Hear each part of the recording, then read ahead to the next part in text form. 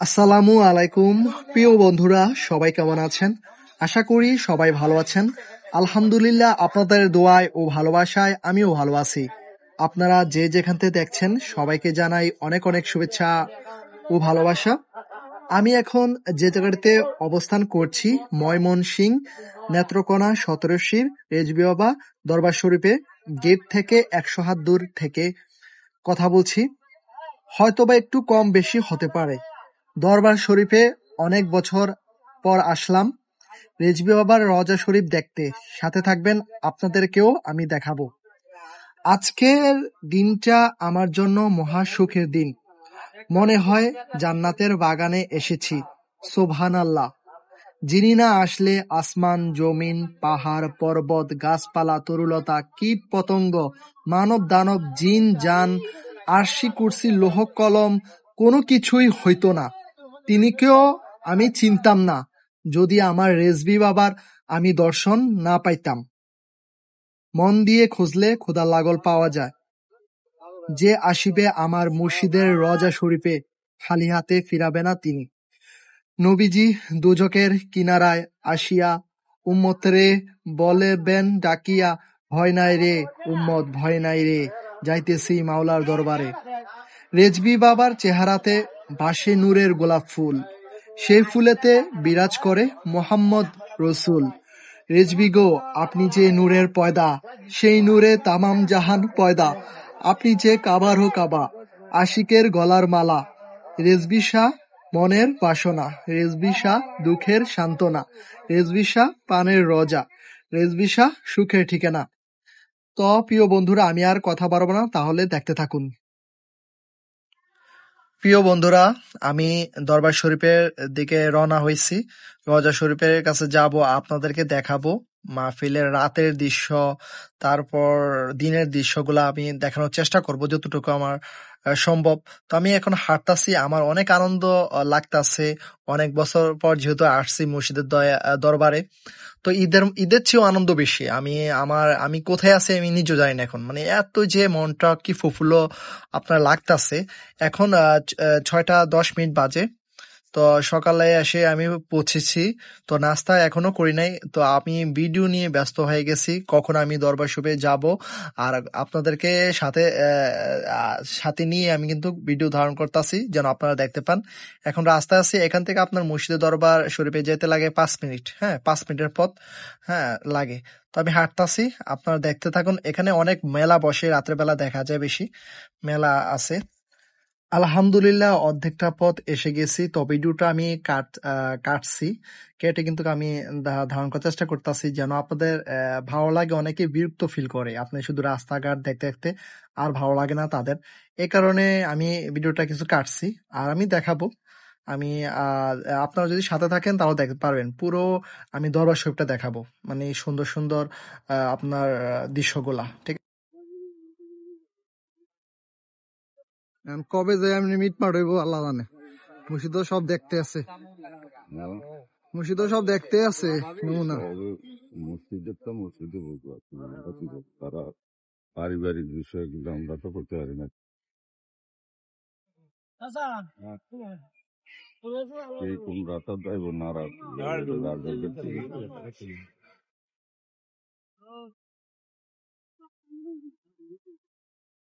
ঘুমাইছে না দাদা রাত্রে? আমি যে চোখ বন্ধ করছি, আধা ঘন্টা মুর্শিদের রোজা আসছিলাম। এই আধা ঘন্টা একটু লাগবে, পরে দেখি ইয়া পছন্দ মতো আলাম দেয়।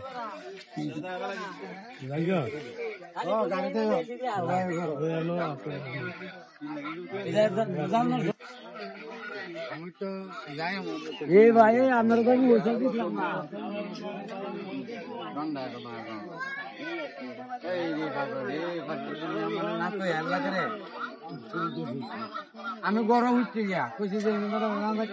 কিছু মানুষ আছে মুসলমানের ভিতরে পীর, মুর্শিদ, মাজার এগুলা বিশ্বাস করে না, দেখতে পারে না, ঘৃণা করে।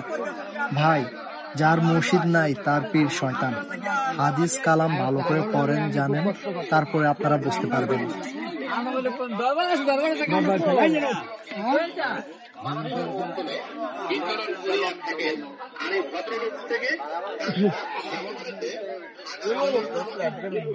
চলে আসলাম দরবার শরীফের মোড়ে। অনেক পীর ভাইদের সাথে আমার দেখা হয়েছে, তার মধ্যে আমি ভিডিওটা কেটে দিছি। তো আপনার সবাই জিজ্ঞেস করতেছে কখন আসলি, হ্যাঁ কয়টার দিকে এসে পৌঁছলি, কিভাবে আসলি। আমি বললাম যে একা একা আসছি, মুর্শিদের দয়া। মুর্শিদ প্রেমই আল্লাহর প্রেম। আমি এতটুকু বলে আমি এতটুকু বলে আমার সংক্ষিপ্ত বক্তব্য শেষ করবো। আমার যে সন্তান ভাষাকে ভূমিবন্দী হয়ে থাকে আমি নিকটমান সুযোগ করি। আমি এতটুকু বলে আমার সংক্ষিপ্ত বক্তব্য শেষ করলাম। আসসালামু আলাইকুম ওয়া রাহমাতুল্লাহ।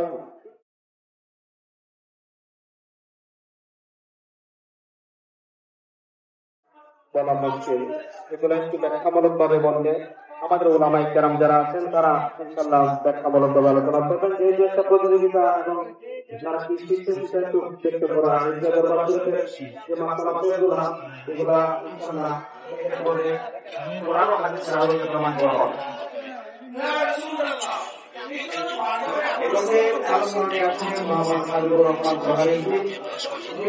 কবরের পারে আযান দেওয়া যাবে কি যাবে না?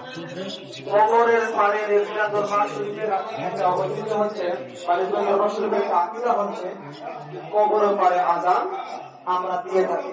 কিন্তু কিছু সংখ্যক লোকেরা বলে থাকে যে না এটা বেদাত হারাম শিরক, বলে কি বলে না? অথচ আযান দেওয়াটা যে কত বড় উপকার এই সম্পর্কে সংক্ষিপ্তভাবে আলোচনা করবে মোহাম্মদ হাবিবুর রহমান রেজভী। আসসালামু আলাইকুম ওয়া রাহমাতুল্লাহি ওয়া বারাকাতুহু। আসসালামু আলাইকুম আসসালামু আলাইকুম হাবিবাল্লাহ।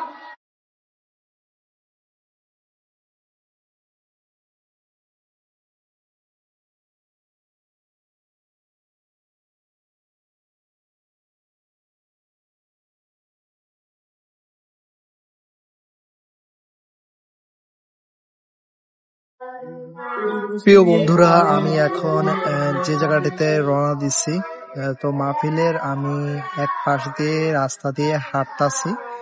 হ্যাঁ, অনেক লোক জমছে, সমারোহ হয়েছে। আলহামদুলিল্লাহ, দেখতে পেরে আমারও অনেক ভালো লাগতাছে।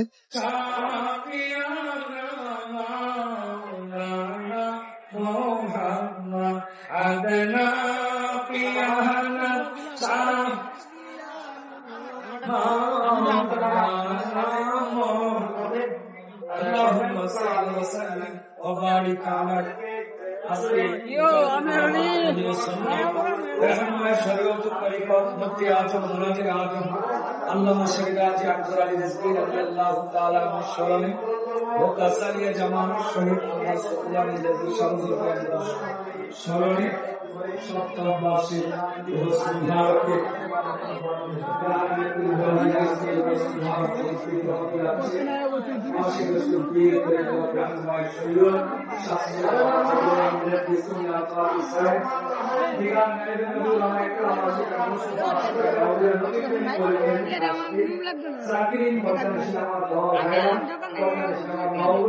সকলের প্রতি আমার সালাম।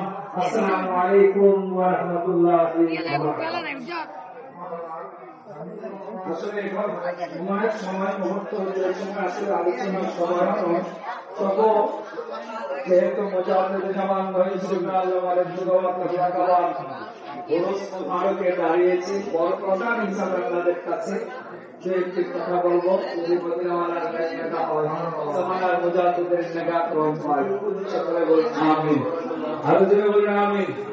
এখানে আসলে দাঁড়ানোর ক্ষমতা, কথা বলার ক্ষমতা, এই শক্তি একমাত্র সহবতের কারণে। যে সহবতের কথা প্রতি রাজে আজম আল্লামা সেনেগাজী আকবর আলী মুফতি নজরুল ইসলাম সাহেব বলেছেন যে সহবতে সালেকুলা সালেকুলা সহবতে তালেকুলা। পাক বলছেন, হে ইমানদারগণ তোমরা কি করো? স্পষ্ট ভাষায় বলছেন, যদি তোমার আকীদা, তোমার ঈমান ইসলাম যদি রক্ষা করতে চাও তাহলে আউলিয়া কেরামের সোহবতে আসো। কোন মা সাদিকিন, এই সাদিকিন আয় আউলিয়াউল কামিলিন ওয়াল আরিফিন। যদি আল্লাহর ওলিগণের সোহবতে থাকেন, আপনার আকীদা, আপনার ঈমান, আপনার ইসলাম সবগুলো মানে সংরক্ষিত থাকবে, হেফাজতে থাকবে একমাত্র সহবতের কারণে। যে সহবতে আসার জন্য আল্লাহ নির্দেশ প্রদান করেছেন। আওয়াজ করে বলুন না সুবহানাল্লাহ। যার নির্দেশে আমরা এসেছি, যার পরশে আমরা আকীদা শিখেছি। কথা বলেন ঠিক কিনা? আমরা আর কারো কাছ থেকে আকীদা শিখতে হবে আমরা মনে করি না। কথা বলেন ঠিক কিনা? রেজভী বাবার মসলকে যারা রয়েছেন, রেজভী বাবার জামানে যারা বায়াতে রাসূল গ্রহণ করেছেন, ওনার সাথে যারা ওয়াদা করেছেন, ওনার সাথে যারা যিনি সাথে যারা শপথ নিয়েছেন, আমি মনে করি তিনি আর কারো কাছ থেকে। আমি এখন যেখানে আছি এখানে খাবার দেওয়া হয়। পীর ভাইরা এখানে এসে খাবার খায় যখন ক্ষুধা লাগে। 24 ঘন্টায় এখানে রান্না বান্না চলে, খাবার খাওয়ানো হয়। যদি আপনারা আসেন উরুসের সময়, আপনারা এখান থেকে এসে খাবার খাইতে পারবেন খুব সহজে।